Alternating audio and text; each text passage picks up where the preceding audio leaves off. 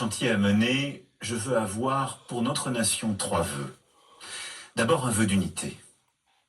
Quels que soient les défis, notre histoire nous enseigne que nous pouvons tout relever, tout affronter si nous savons rester unis. N'oublions donc jamais que nos raisons de vivre ensemble sont chaque jour plus fortes que ce qui peut nous diviser, que les flots des urgences, des faits divers ou des mauvaises nouvelles. Notre unité suppose de lutter sans relâche contre l'antisémitisme, contre le racisme, contre toutes les formes de discrimination.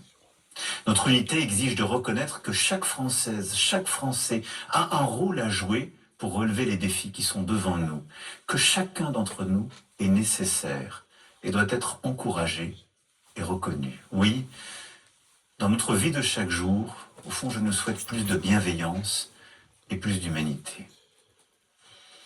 Mon deuxième vœu est un vœu de force, d'indépendance. Alors que la loi du plus fort tente de s'imposer dans les affaires du monde et que notre Europe est assaillie de toutes parts, nous devons défendre notre indépendance et nos libertés.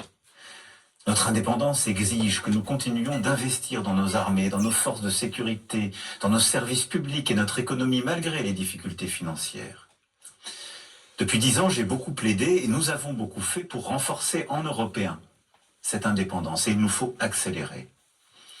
L'Europe de la défense a longtemps été un débat, elle a commencé de se faire et en 2026, cela accélérera.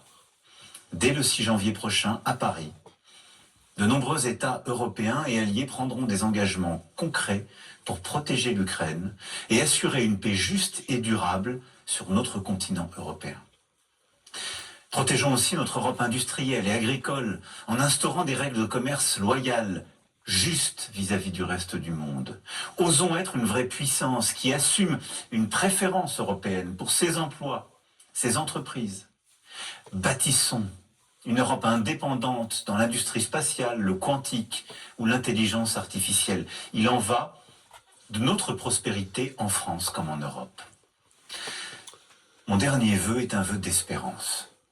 Espérance pour nous-mêmes et pour nos enfants. Ne renonçons pas.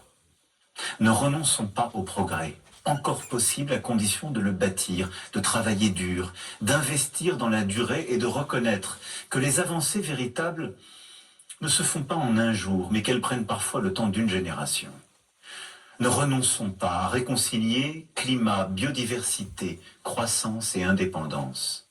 Ne renonçons pas aux grandes découvertes scientifiques, à l'amour de la science et de la recherche, aux succès économiques. Ne renonçons pas à la place de la lecture, du beau, de la culture. Ne renonçons pas chaque jour à être une nation plus solidaire, plus fraternelle. Oui, au fond, je nous souhaite de résister à l'ère du temps, tout simplement car nous sommes Français. Nous devons tenir bon sur ce que nous chérissons, l'humain, la paix, la liberté. Nous y arriverons. Alors regardons devant et regardons loin, comme citoyens et comme nation.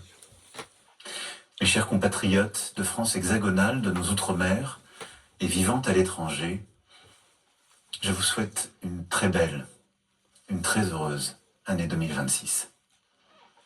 Vive la République, vive la France.